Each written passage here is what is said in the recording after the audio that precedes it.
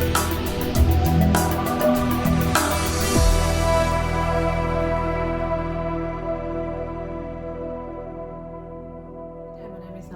Jonker. I'm the Client Portfolio Manager at Alphinity Investment Management. Today I have Bruce Smith with me. He's one of the domestic portfolio managers and founder of Alphinity Investment Management. Today we will be reflecting a bit on the consumer sector that Bruce has been covering for a number of decades now. So Bruce, over the last year we really have seen supermarkets come under a lot of pressure and scrutiny given the cost of living crisis that we have in Australia.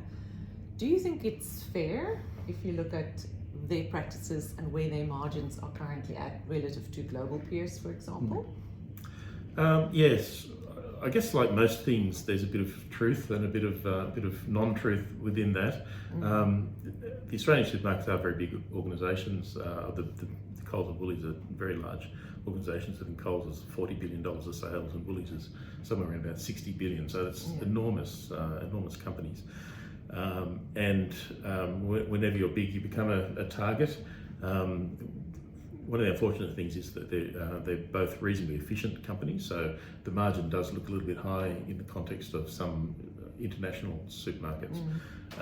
There's a lot of different things that go into margins though, so it's a bit difficult to draw a direct comparison between them, which certainly some people are doing at the moment.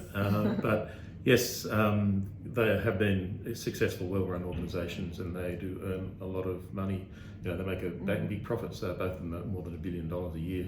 So then the question from the public is that too much?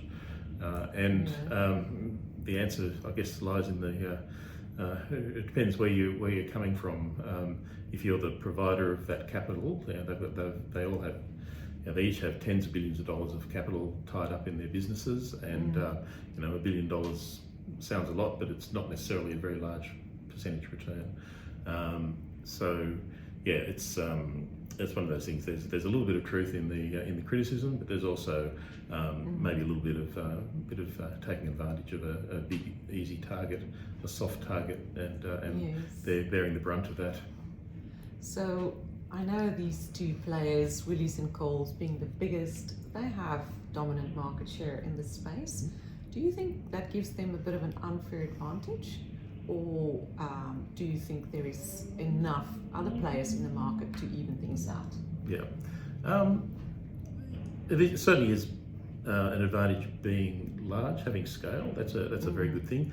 Certainly, if you are one of the smaller players and you don't have that scale, then you feel that there's an unfair advantage. But it's the result of many years of hard work and many billions of dollars of capital that's been pumped into building businesses that are the size that they are and the quality that they are.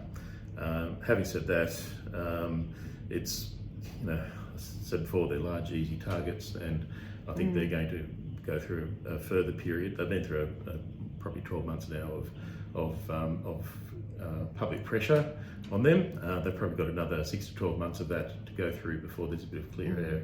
So it's probably not a great position for either of them to be in at the moment. And if we turn our attention to the portfolio, I mean, over time we've owned a number of these different supermarkets, and which one currently fits our process better and why? Yeah. Well, as you know, we are focused on earnings upgrades and downgrades. We like to own companies in an earnings upgrade cycle and avoid those in a downgrade cycle. So just looking from that basis, Woolworths is out of favour at the moment, and Coles is more in favour, but not in a huge way. So Woolies has been having downgrades for 12 months now. It's not entirely clear that cycle is over. I guess we'll know fairly soon with their annual general meeting and then the results in February. But they probably have more chance of further downgrades than that turning around. Coles is in the opposite situation. They've been having upgrades for 12 months. It does appear that cycle's getting a little mature. So whether or not they stay in favour remains to be seen. And they'll have their own AGM, and we'll get updates on that. And I think from our process's point of view, you'd never stay in a company forever. We're always looking for a time when its earnings upgrade cycle is petering out, and look for the next good idea. Fantastic. Thank you so much, Bruce. Thank you for listening. Please visit our website on alphinity.com.au for more information from us. Thanks.